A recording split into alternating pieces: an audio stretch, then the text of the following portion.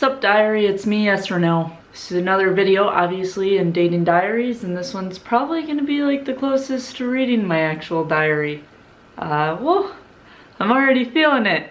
This topic's gonna get pretty close to my heart. The first thing I wanted to tell you guys is, obviously, I am not making this video for your sympathy. I'm not making this video for your judgment. I'm not making this video for your permission, you know, to start dating other people, or, you know, for your judgment that you need to be happy with yourself first, right? I'm not even making this video for your entertainment, right? I am making this video for context, because I used to have a boyfriend on this channel, and now I don't.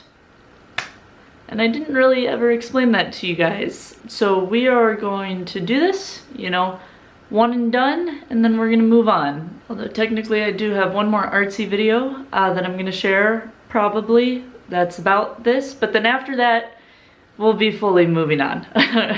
Also, look at, the lamp is making my hands look super weird. So maybe I'm just gonna turn off that light. Yeah.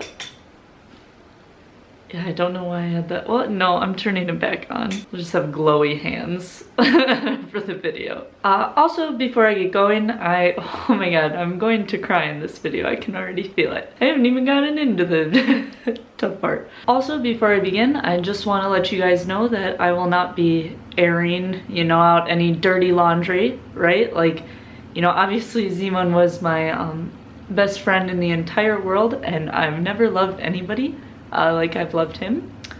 So I am going to try to be as open as I can to you guys about my life and my feelings while still protecting his privacy. So for those of you who don't know, Zeman and I were living together in Munich for about 2 years, and our relationship lasted for about 2.5 to 3 years. It was kind of like a 6-month breakup or so. We went on a break in August, and in September was when we officially broke up, and then in October or November we tried to get back together again, and then in December I didn't know whether or not we were together, and by late January and early February I think is when I finally realized that that was like that chapter had closed in my life. And so I think, you know, the funny thing is that a lot of this was happening really behind the scenes, so none of you guys knew that it was going on. I mean, in fact, I even made that video about like being long distance way back in November. But I think even then, like, I knew I wanted to be out of the relationship. You listen to the way I'm talking in that video, and it's very clear that like somewhere inside of me, like, I knew it was broken and I knew that we wouldn't be good together, but I just like wasn't ready to let go of him. I think a big part of why him and I didn't work out is we were two different people, right? But I would say, you know, that I was like very depressed when I was living in Munich. I felt incredibly isolated, both by the culture and the language, but also the job, and like I didn't have a lot of friends. But then I think also when we mixed that with some of Zeman's problems, that ended up just being like a recipe for disaster, you know, when it came to the two of us. And what I mean by recipe for disaster is, I mean, like, guys, during this relationship I was crying like almost every other day, right? It was bad. It was like really bad. I lost like 15 pounds of muscle mass, which was crazy for me. You know, I kind of felt like I was becoming a shell of the person who I know I am. You know, there were some days when I would just like look in the mirror and like look at myself, and, you know, I just would like, I had cried like so much that I'd look in the mirror and I'd like look back at myself, and I just like wouldn't even recognize myself. You can't even process it. You're like, that's just not me. The person I'm looking at isn't me. But it was me. Surprise. Ooh. Ooh. Oh man, pretty much up until that point, like up until through college essentially, everything in my life has almost been like perfect. And so when you grow up with that thought, like this is who I am meant to live a fairy tale life, and then your life is like the complete opposite after graduation, like it honestly didn't even, it didn't compute. It like wasn't my life. But the thing about being with Zeman is that the highs with him were like so incredibly good, and that's what made it hard to leave, right? So like we traveled the world together, we like called ourselves the Fox family, like we had a mascot, we like had songs together. You know, he even surprised me on Christmas and my birthday one year by flying like all the way across the world to surprise me to come to Wisconsin for Christmas. Zeman was one of the most like genuine and loving people I ever knew, and it displayed itself that way, like the love and stuff, like every single day in our relationship. Like I have never known somebody who like my love keeps growing for them, right? Like I mean, obviously he's the first person I've ever been in a relationship with, but I was scared to death, right, that after the honeymoon period we wouldn't keep liking each other, right? Like the lust would just wear off. But I just like kept loving him more and more every single day and appreciating him as a human. That's why it was so hard to leave. Like I loved him. And I think the thing was that we both wanted our love to be enough, so we never like adequately addressed the bad parts in our relationship, right? We just kept thinking, you know, if we're motivated enough and keep showing up, it's gonna be fine. And what we really needed was some like really professional help to help us become like better versions of ourselves. But we didn't do that, you know, fast enough. We didn't seek that fast enough, and so it just kept decomposing. And so finally, you know, I made the first cut in August. And that may actually be something that him and I do disagree on, actually. So I think he'll always think that I'm the first one who abandoned him by like, you know, actually breaking up the first time. But in my mind, like I had felt emotionally abandoned for about a year with, you know, just things that would be promised to change, you know, hundreds of times and then just wouldn't. Mine was death by 1,000 cuts. His was like me taking the samurai sword and just taking his head off. I don't know if that's how samurai swords kill people, but anywho, you get the point. Yeah, so I don't think that him and I will ever see eye to eye on who left who first. But what I do believe is that you can't stay in a relationship that's killing you, right? And it felt for like about a year I had been choosing him and our relationship over myself, and then finally, you know, I just couldn't handle it anymore, and I chose myself.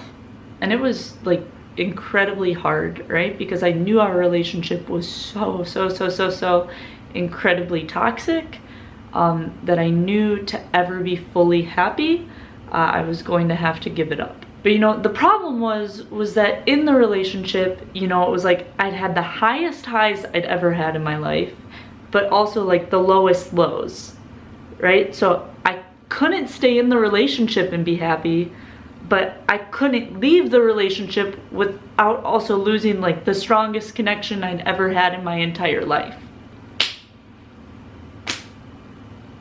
That's what took me so long. That's what took me so long to leave. That's what courage looks like, folks. You know, crying every night from heart-shattering pain because you have, you know, faith that something better, you know, is out there for you. Holy cow, it's been a lot of pain processing this, because, you know, I do still wonder sometimes if I'm ever going to feel as happy as I did when I was with him, you know, because theoretically, you know, I know that's true, right?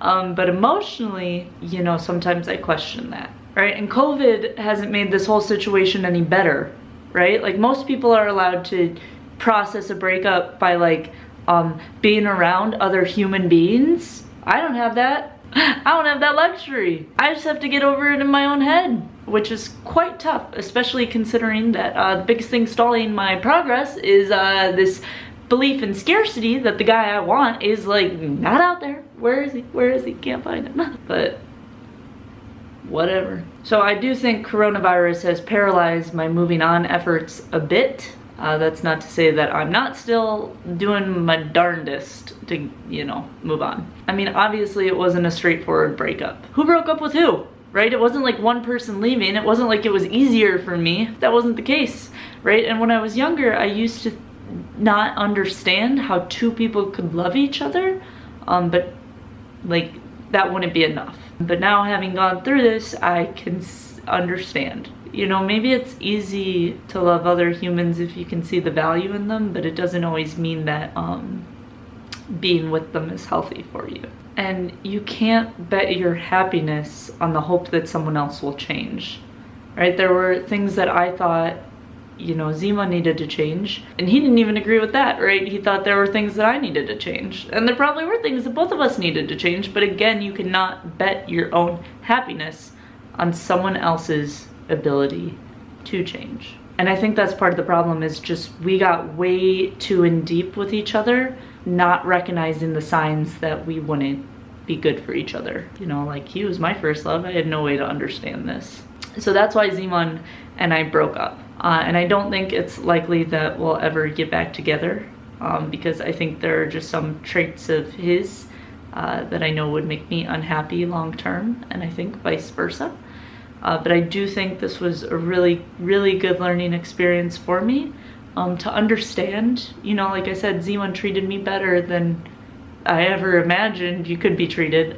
So it does like give me an understanding of where to have that standard set in my life for other men who want to come in, while also selecting for guys who have traits that I know I could be happy with, right? And if they're not that person, then just like cutting it off before it hurts, like this does. Yeah, so it's not very romantic, but that is my story.